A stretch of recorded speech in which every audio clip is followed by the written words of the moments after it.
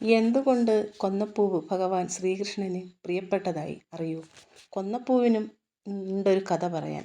കണ്ണനെ തൻ്റെ കളിക്കൂട്ടുകാരനായി കണ്ട ഒരു ഉണ്ണിയുണ്ടായിരുന്നു. ആ ബാലൻ വിളിച്ചാൽ കണ്ണൻ കൂടെ ചെല്ലും.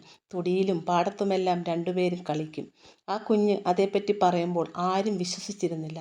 ഒരു ദിവസം അതിമനോഹരമായ ഒരു സ്വർണ്ണമാല ഒരു ഭക്തൻ ഭഗവാന് സമർപ്പിച്ചു. അന്ന് ആ മാലയും ഇട്ടുകൊണ്ടാണ് കണ്ണൻ തൻ്റെ കൂട്ടുകാരനെ കാണാൻ പോയത്. കണ്ണൻ്റെ മാല കണ്ടപ്പോൾ ആ ബാലന് അത് അണിയാൻ മോഹം തോന്നി. കണ്ണൻ അത് ചങ്ങാതിക്ക് സമ്മാനമായി നൽകി. വൈകിട്ട് ശ്രീകോവിൽ നട തുറന്നപ്പോൾ മാല കാണാതെ അന്വേഷണമായി. ആ സമയം കുഞ്ഞിൻ്റെ കയ്യിൽ വിലപിടിപ്പുള്ള സ്വർണ്ണാഭരണം കണ്ട മാതാപിതാക്കൾ അവനെ കൂട്ടി ക്ഷേത്രത്തിലേക്ക് വന്നു. അപ്പോഴും ആ ഉണ്ണി ഇത് കണ്ണൻ തന്നതാണ് എന്ന് പറഞ്ഞു. ആരും അത് വിശ്വസിച്ചില്ല. കുട്ടി മോഷ്ടിച്ചതാണ് എന്ന് കരുതി അവനെ ശിക്ഷിക്കാൻ ഒരുങ്ങി.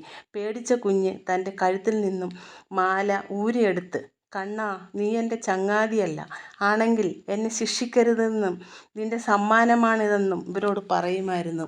നിങ്ങളുടെ ചങ്ങാത്തം എനിക്ക് വേണ്ട, ഈ മാലയും" എന്ന് ദേഷ്യത്തോടെ ഉറക്കെ പറഞ്ഞുകൊണ്ട് ആ മാല പുറത്തേക്ക് വലിച്ചെറിഞ്ഞു. ആ മാല ചെന്ന് വീണത് ഒരു കൊന്നമരത്തിലാണ്. അത്ഭുതമെന്ന് പറയട്ടെ, ആ മരം മുഴുവനും സ്വർണ്ണവർണ്ണത്തിലുള്ള മനോഹരമായ പൂക്കളാൽ നിറഞ്ഞു. ആ സമയത്ത് ശ്രീകോവിലിൽ നിന്നും ഒരശരീരി കേട്ടു. "ഇത് എൻ്റെ ഭക്തന് ഞാൻ നൽകിയ നിയോഗമാണ്. ഈ പൂക്കൾ അലങ്കരിച്ച് എന്നെ കണി കാണുമ്പോൾ എല്ലാവിധ ഐശ്വര്യവും സമ്പൽ സമൃദ്ധിയും ഉണ്ടാകും. മാത്രമല്ല, ഈ പൂക്കൾ കണി കാണുന്നത് മൂലം ദുഷ്കീർത്തി കേൾക്കേണ്ടതായി വരില്ല." അന്നു മുതലാണത്രേ കൊന്ന പൂത്തു തുടങ്ങിയത്.